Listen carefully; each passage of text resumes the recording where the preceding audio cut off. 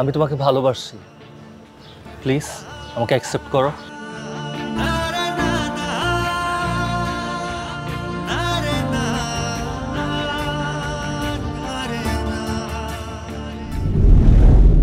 বাহ, কি চমৎকার আপনার রিলেশনটা ছিল, তাই না? কিন্তু ম্যাডাম বলছি, তারপরে কি হলো? তারপর আর কি, রিলেশন চলছিল, রাত জেগে কথা বলা, অফ ডেতে মুভি দেখা, আর 10টা রিলেশনের মতো আমাদের রিলেশনটাও চলছিল জাহিদ সাহেব। তারপর 5-6 মাসে ভাবে রিলেশন চললো। এরপর ওর সম্মতিতেই বিয়ের কথা উঠলো। আমার বাবা মা বিয়ের পরিকল্পনা নিচ্ছিল। তারপর হঠাৎ একদিন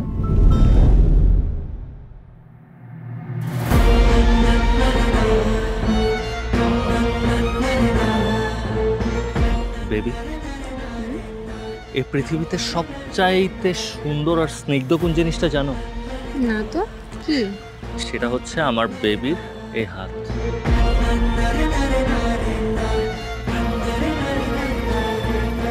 কি ব্যাপার, তুমি এখানে কেন? এই প্রশ্নটা তো আমার করা উচিত। তুমি এখানে কি করো? আর এসব কি দেখছি আমি? এই মেয়ের হাত ধরেছো কেন তুমি? বিবি, উনি কে? আর এসব কি বলছে? আরে বাদ দাও তোর কথা। এসব কি দেখছো মানে? যার ঠিক তাই দেখছো। আমি আমার গার্লফ্রেন্ডের সাথে দাঁড়িয়ে আছি। হ্যাঁ, গার্লফ্রেন্ড মানে কি বলছো তুমি এসব? আর 2 দিন পর আমাদের বিয়ে। হ্যাঁ, কে করবে তোমাকে বিয়ে? আমি তো করব না। তুমি কি ভুলে গেছো সেদিনের থাপ্পড়ের কথা? আমি ভুলিনি। আর আমি সেদিনই মনে মনে ভেবে নিয়েছিলাম তোমার সাথে প্রেম করব আর তোমাকে ডিচ করব। তবে ভেবেছিলাম ছেঁকাটা কদিন পরেই দিব, কিন্তু আজকে যখন তুমি নিচ থেকে এসে দেখে নিয়েছো, তাহলে আর কি।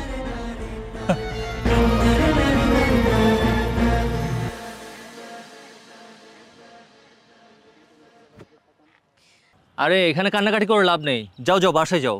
বাসায় গিয়ে তারপর কান্না করো। তুমি আমাকে এত বড় ধোঁকা দিতে পারলে? তুহিন, আমি তোমাকে সত্যি সত্যি ভালোবাসছিলাম। তোমার মতো এরকম হাজারো মেয়ে আমাকে সত্যিকার অর্থে ভালোবাসে। I don't care, just go to your pavilion and enjoy your self. যাও।